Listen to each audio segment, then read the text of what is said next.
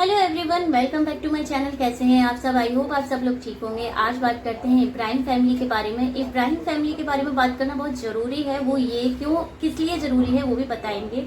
क्योंकि बहुत सारे लोगों के मैं वीडियोस देखती हूँ जो कि रिव्यूज़ देते हैं, क्योंकि मैं भी रिव्यूज़ देखती हूँ। तो मुझे लगता है कि जब मैं रिव्यूज़ देती हूँ तो मुझे दूसरों के भी पॉइंट ऑफ व्यू सुनना चाहिए कि वो लोग अपने पॉइंट ऑफ व्यू के हिसाब से क्या फील करते हैं इब्राहिम फैमिली के बारे में। सबसे पहले तो मैं बता दूं, मैं इब्राहिम फैमिली में तीनों ही लोगों के ब्लॉग्स देखती हूँ।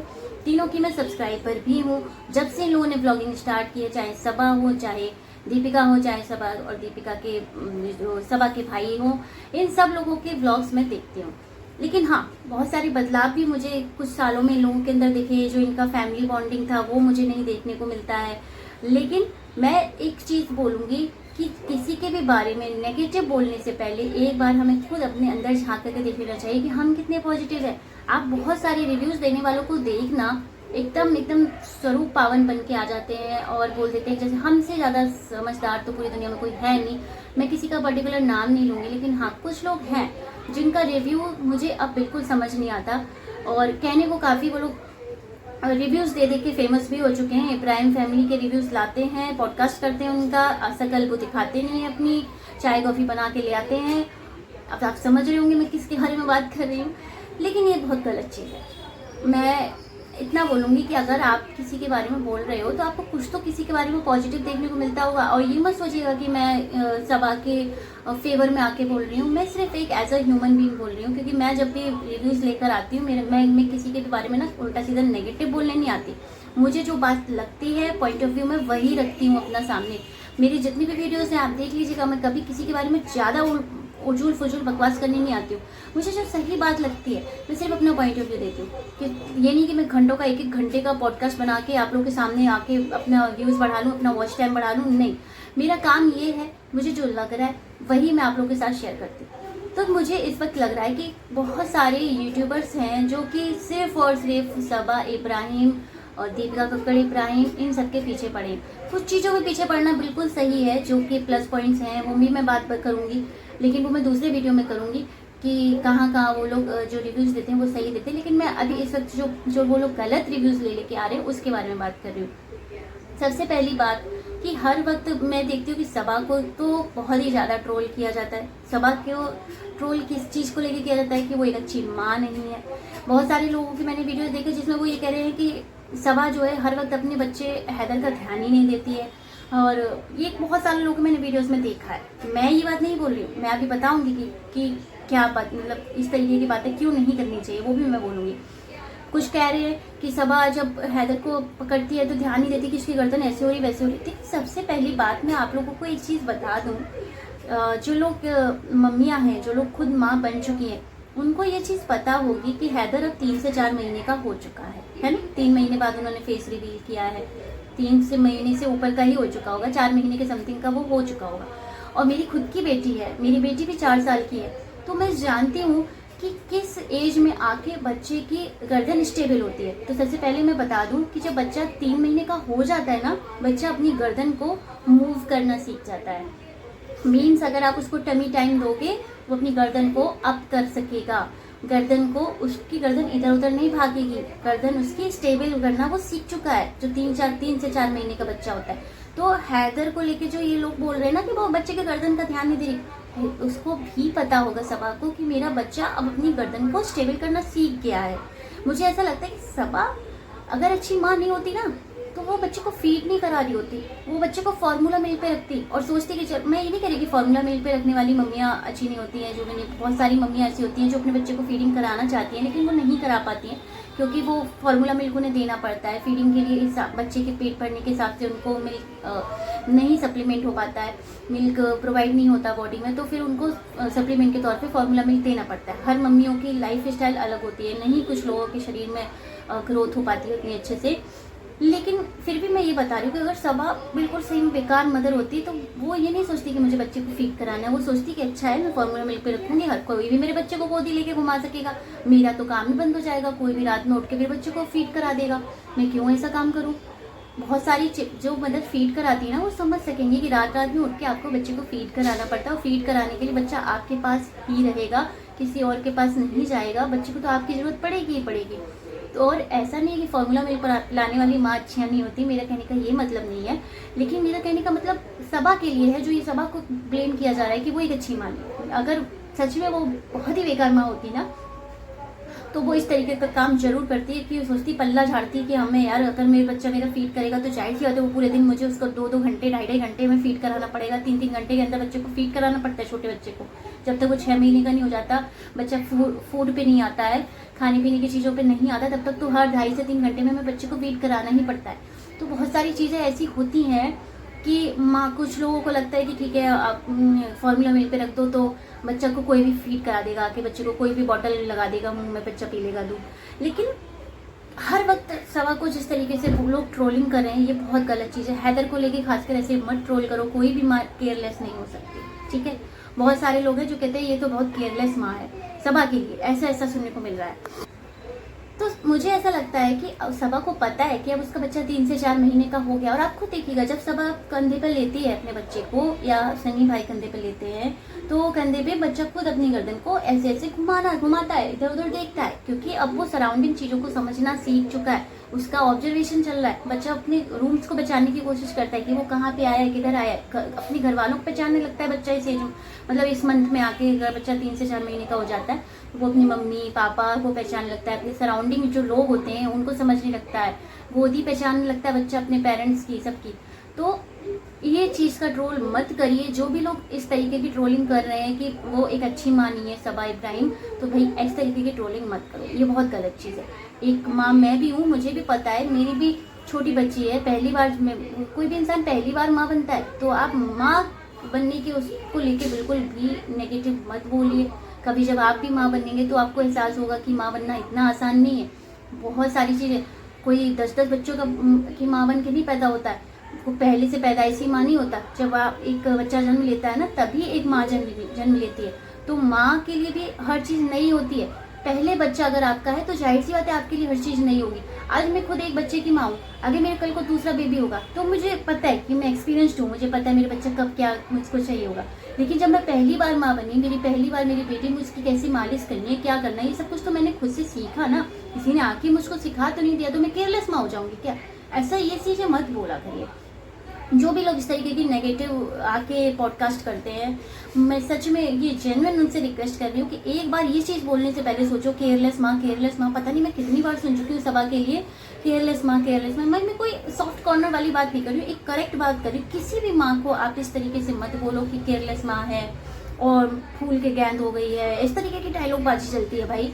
मतलब हद होती है यार। अगर एक माँ है, अगर प्रेगनेंसी के टाइम बहुत सारे लोग ऐसे होते हैं जिनका वजन बढ़ जाता है और नहीं घट पाता है। मेरे भी फैमिली में बहुत सारे लोग हैं जिनका वजन नहीं घट पाया। मेरा वजन घट गया, वो एक अलग बात है, लेकिन अगर मेरा भी वजन नहीं घटा होता तो मुझे कितना बॉडी शेम फील हो रहा था। मुझे भी लगता है लोग तो मेरे को कहेंगे गोलगप्पा गेंद, तो आदमी खाना पीना छोड़ देगा क्या, ये सोच के भाई मेरा वजन बढ़ रहा है, मैं खाना पीना छोड़ देती हूँ।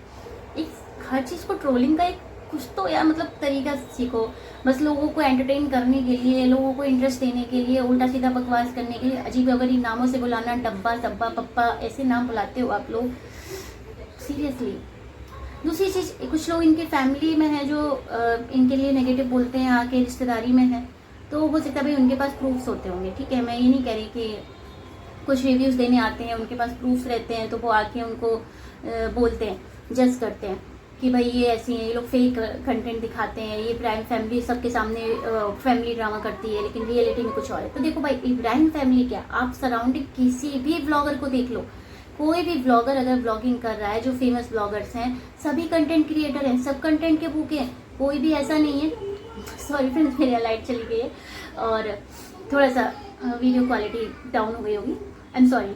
सो हम बात करते हैं कि जितने भी कंटेंट क्रिएटर्स हैं, जितने भी ब्लॉगर्स हैं, वो सभी कंटेंट क्रिएटर होते हैं भाई। वो अगर कैमरा उठाएंगे तो वो सोच समझ के उठाएंगे कि मुझे अब क्या बोलना है क्या नहीं बोलना है। वो वही कंटेंट ही क्रिएट करेंगे। वो आपके संग रोजाना का दाल चावल रोटी सब्जी नहीं दिखाएंगे आपको। उन्हें अगर बनानी है स्पेशली दाल आप लोग के सामने तो वो बनाएंगे, चाहे फिर वो कोई भी हो, एलो अलिम्बाची या भारती का ब्लॉग हो, या संभावना का ब्लॉग हो, या फिर इब्राहिम फैमिली के ब्लॉग्स हो, या सौरभ जोशी ब्लॉग्स हो, जितने भी ब्लॉगर्स हैं फेमस ब्लॉगर्स, देवीना रिकॉर्ड्स हैं, या कोई भी हो गए, सभी आके फेक ही दिखाएंगे आपको। कोई भी ओरिजिनल चीज नहीं दिखाने आके बैठ जाता है फेमस होके। तो ये चीज को सोचिए, एक बार सोचिए।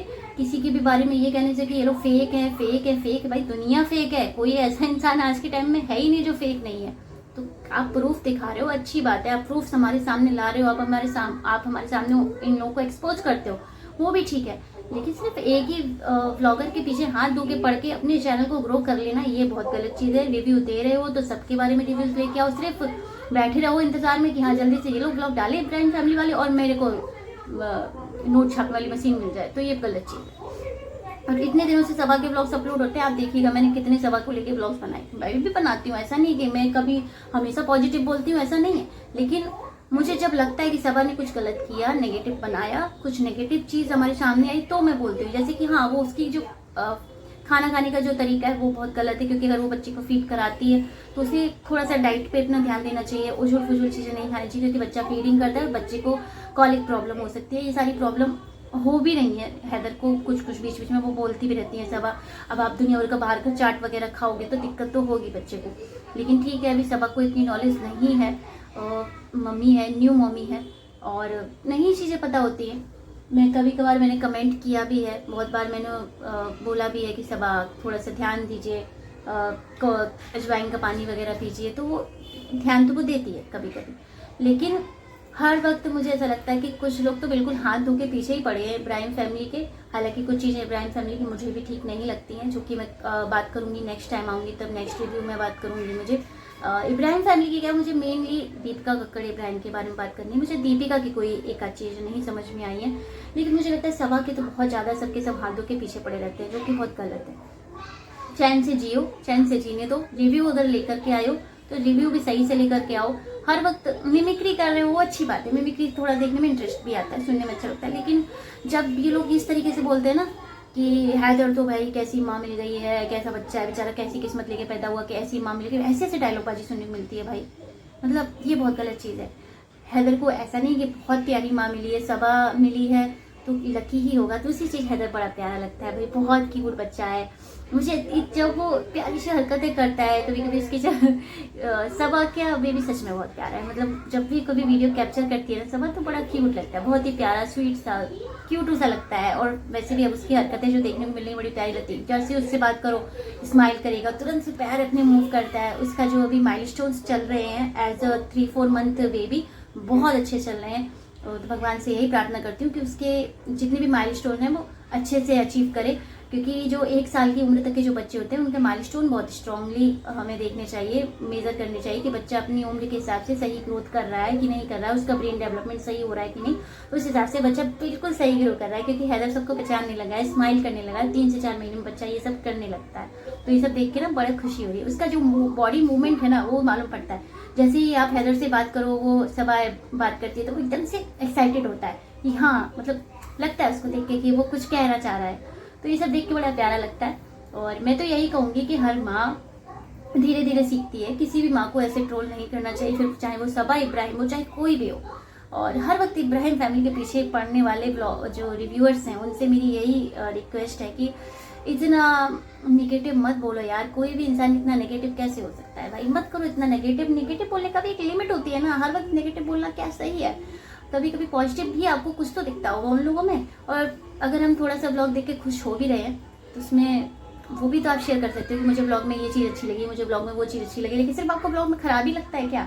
कुछ रिव्यूज देने आते हैं वो तो बस यही दिखाते हैं, ये देखो ऐसे काम किया, ये देखो वैसे काम किया, ये कितना खराब था, वो ऐसे बोल रहे, इसने ऐसे बोला, उसने ऐसे बोला। अरे कुछ तो अच्छा लगा होगा पूरे ब्लॉग में। 17 से 20 मिनट का ब्लॉग ये लोग डालते हैं, कुछ तो अच्छा लगा होगा ना। कुछ भी अच्छा नहीं लगता है कुछ रिव्यूअर्स को, तो हर वक्त नेगेटिव ही दिखता है। चलो मिलते हैं नेक्स्ट वीडियो में, नेक्स्ट रिव्यू में। अगर मेरा रिव्यू आपको सही लगा हो कि मैं क्यों इस तरह, मुझे ऐसा लगता है कि नहीं करना चाहिए इस तरीके से ट्रोल। सबा की जो ये चीज़ बोला जाता है कि वो एक अच्छी माँ नहीं है, मुझे तो लगता है कि सी इज अ गुड मदर। सबा अच्छी माँ है। सबा क्या, दुनिया की हर माँ अच्छी माँ है, चाहे फिर वो कितनी भी रिच हो, चाहे फिर वो कितनी भी पुअर फैमिली से बिलोंग करती हो। हर माँ अपने बच्चे को प्यार से ही ट्रीट करती है और धीरे धीरे सीखती है। नई माँ है, नई मदर है, वो धीरे धीरे ही सीखती है।